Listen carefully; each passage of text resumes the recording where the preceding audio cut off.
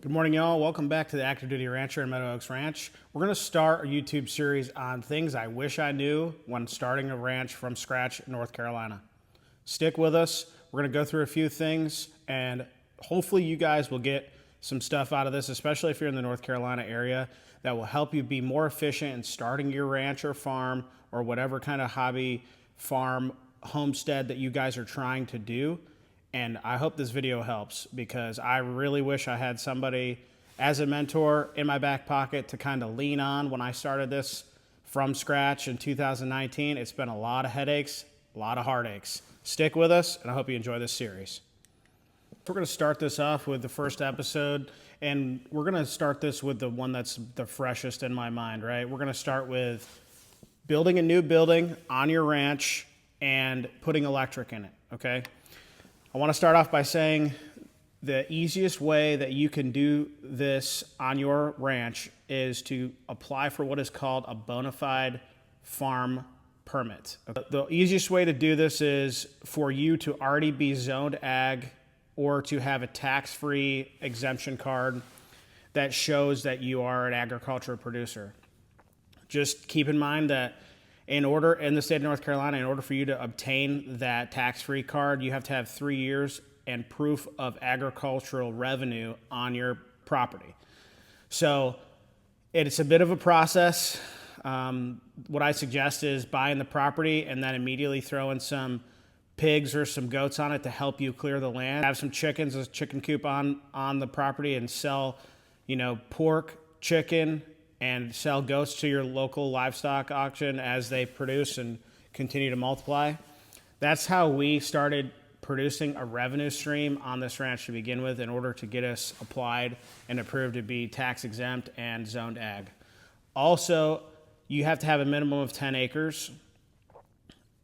We may need to fact check that, but I believe it's a minimum of 10 acres in order to be zoned ag or to be considered for that tax break through the forestry department as like a forestry development plan. So we went the agriculture route, of course, because we wanted to build this ranch. So we provided those documentations to the county tax office, and they approved us for that with a temporary tax exemption card. And then we had a year to continue creating a revenue stream through the ranch in order to apply for a continued farmer tax exemption. We were approved for that as well. And that's the only way that you can legitimately get the bona fide farm building permit. So you have to ensure that you do that. Okay, so let's say you have your bona fide farm permit. You've gone up to your local county tax office here, Moore County. I went up there, got my application, had some help from the ladies up front who are great in filling it out because this is the first time I had ever seen or done such a thing.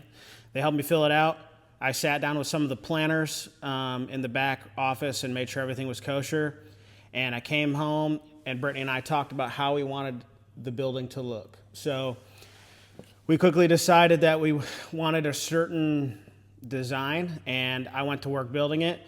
This is a key point for anybody trying to build a building, is you need to decide if the project is out of your scope or it's within it, because it can quickly get away from you and cost you a lot of money or a lot of time. So I grew up, ranching background, and in the military, I am an engineer. So we did get some training through my qualification course in the engineer aspect as far as building, plumbing, electrical. Very wave top stuff, but thank God I grew up doing it. My uncle was a professional carpenter for 40 years. My father was a septic guy and a plumber. He did septic systems. My whole family was in the trades. So I grew up around the stuff, and I had a really good grasp of how to do it. And I'm of the mindset that if I don't know, I'm going to learn, and if I mess up, it's on my dime. So I knew I wanted to build the building myself, just if not only to save the money as opposed to hiring a contractor, but to get the fulfillment once complete. I mean, it's out of this world, especially when you can build a building like this, as you guys have seen or will see in the other videos that we've got floating around all the platforms and social media. So I decided I'm going to take and start this up. We started it up. It was started, I want to say, end of October 2024. Currently, right now, it is January 2026, and I completed it around the 1st of January. So it took me a little over a year, and I did every inch of it completely by myself or with the assistance from my brother, who is the best. I mean, that dude can do pretty much anything as well. My uncle and some really good friends, and my wife. My wife did a lot of the standing around here and making the overhead decisions on how things are going to look and how stuff's laid out. So I couldn't have done it without them. Obviously, I don't have 8 hands, 8 arms to hold certain things, but if you want it done, you've got to do it yourself to save money, and you've got to put the hours in, right? It doesn't matter what day of the week, if it's raining, if it's cold, you got to get out there and do it. Otherwise, it'll never get done. So I spent a year of my life working on this building, active duty during the day, coming home, doing my ranch chores at night, and then a lot of times working under rechargeable lights until the lights literally quit and I had to charge them, and then I went in. Brittany, thank you so much for dealing with me for the last year. I know it was hard. You didn't see me a whole lot, but look at what we have now. We have something to be super proud of and that we can offer our customers through the agritourism portion of Meadow Oaks Ranch, and then the events for people to come enjoy this awesome space that we've created. So we've made all our plans. We've squared everything out. We started building the barn. We did our poles first and then built on from there to where we're at now. So barn complete. All right, what do we do next? So naive as I am, I had no idea. I thought I could just call a power company and they would come in and hook power up. It'd be as simple as that, or I could run it myself. I've got experience doing that, but big no-no, right? So I had to call Duke. I had to go through multiple hoops to try and figure out exactly what happened. They came out, and anything within 500 feet of your current step-down unit, it's a free charge for them to tie in another meter or run power to another building on your property. So unfortunately, like my luck is, which is bad luck all the time or no luck, we were, just outside the 500-foot mark, okay? So it's going to cost us. Not only that, the event venue, agritourism barn that we built, it's built to draw a lot of amperage. So eventually, maybe in a few years we want to put AC in here or something like that.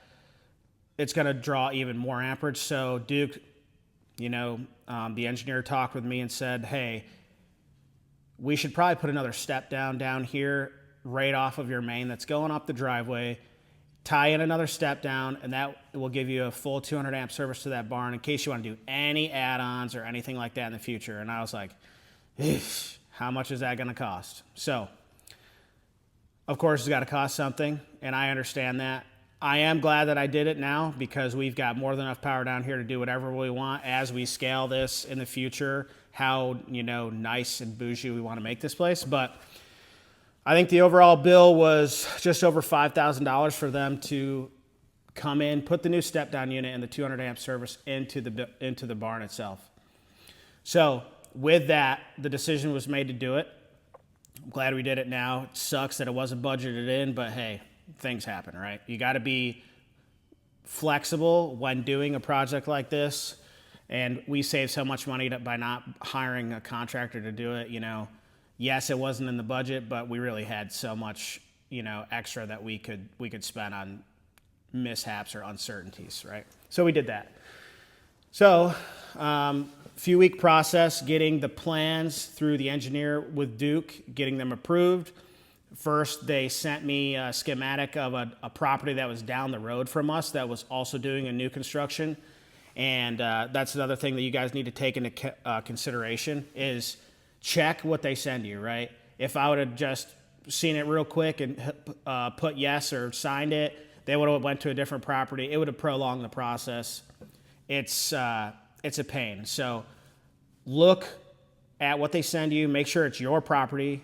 It looks like where you want the stuff to go, and approve it and send it to them as soon as possible. The quicker you get that done, the quicker the process rolls. So we got that done. Had to wait for the engineer to come out and flag the exact location of the step-down box and then the line going to the building. During this time, I was already running the electric in here. Had a good friend of mine help me do that. And we knocked it out in like 2 weekends. Pulled all the wires, all the outlets. We did the main, the meter base and all that stuff. So by the time Duke got out here, all they had to do was dig in the underground wire, splice in the main, and hook up to the meter box. So they did that.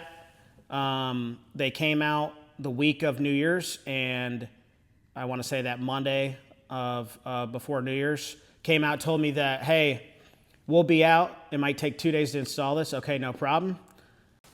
So we've got the meter base inspected. Duke has now completed the installation of the underground wire and the step-down unit. Of course, my luck strikes again. They were checking everything, and the step-down unit they got was the incorrect one. So they had brought a smaller one over than what we had needed or wanted. The main guy came to me and said, hey, man, I'm so sorry. We've got to switch this out. At this time, they had the power cut to the house. My sister and all 3 kids were in the house, no power for almost half a day, which kind of sucked. But they hustled, got back, got everything wired back up, power turned back on, and we were good.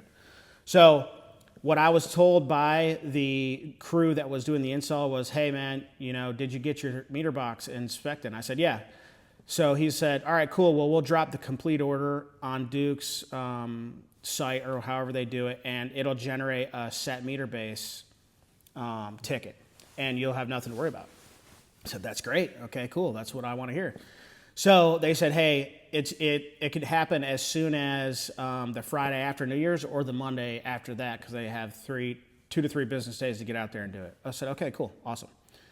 So, it gets to be Monday after New Year's, and I messaged in an email, and I said, hey, I'm looking to see when I should be expecting the meter base to come, and if I need to be here on site for that meter base to be installed. By that time, holiday block leave was over. I'm back at work, Fort Bragg, full time, until the afternoon. So if I needed to know that, I needed to tell my leadership. That way I can, be there for that. So they informed me, hey, you don't need to be there. You got 2 to 3 business days.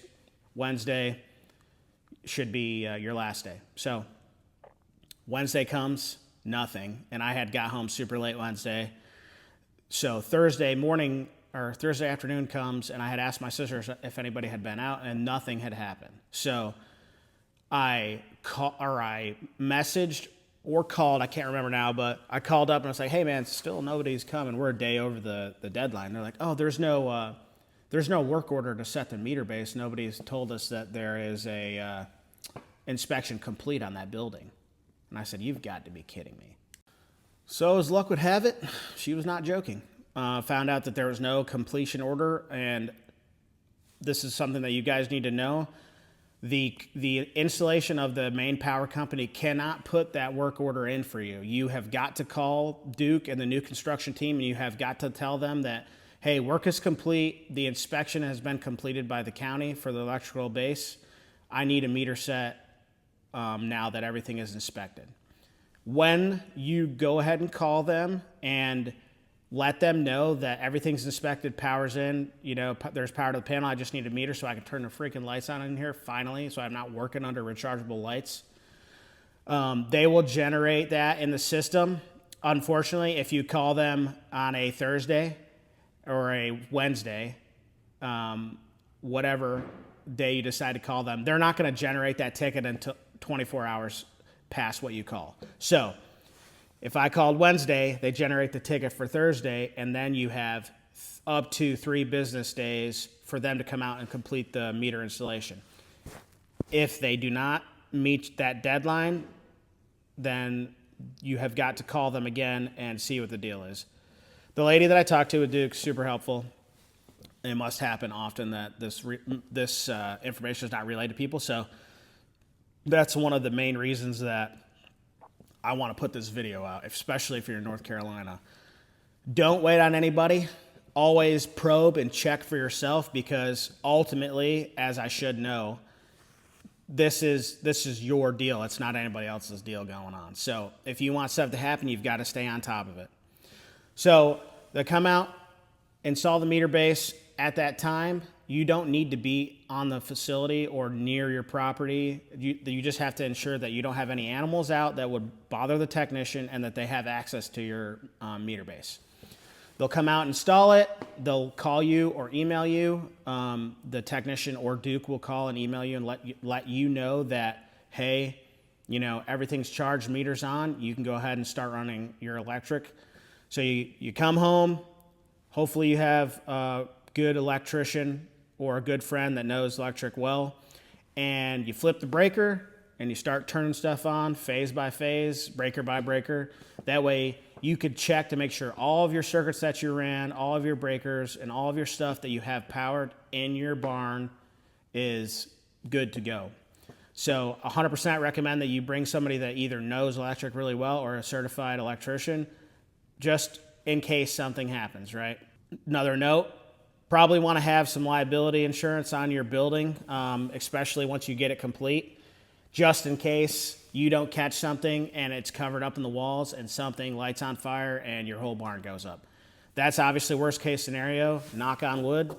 That hasn't happened here or anything like that, because I was able to see the entire installation process. And if there was any issues, we put strike plates so there'd be no screws or nails going through where the wires were run. But you've got to pay super close attention to that stuff in order to prevent any kind of fire or hazard of that sort once you charge those breakers and those legs of your power system, okay? Now that everything is inspected. When you go ahead and call them and let them know that everything's inspected, power's in, there's power to the panel, I just need a meter so I can turn the freaking lights on in here finally, so I'm not working under rechargeable lights. They will generate that in the system. Unfortunately, if you call them on a Thursday or a Wednesday, whatever day you decide to call them, they're not going to generate that ticket until 24 hours past what you call. So if I called Wednesday, they generate the ticket for Thursday, and then you have up to 3 business days for them to come out and complete the meter installation. If they do not meet that deadline, then you have got to call them again and see what the deal is. The lady that I talked to at Duke, super helpful.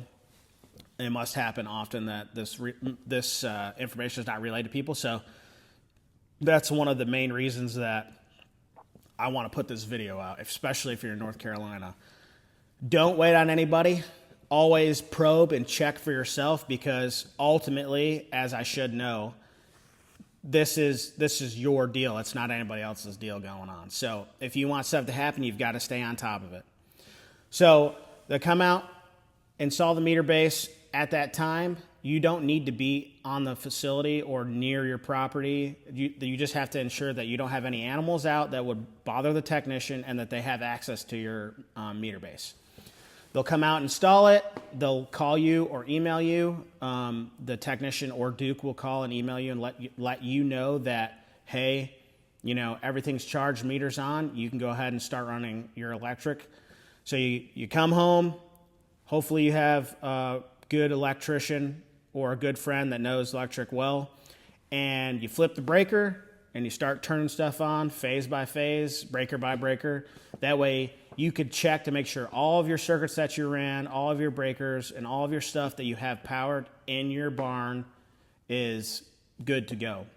So 100% recommend that you bring somebody that either knows electric really well or a certified electrician, just in case something happens, right?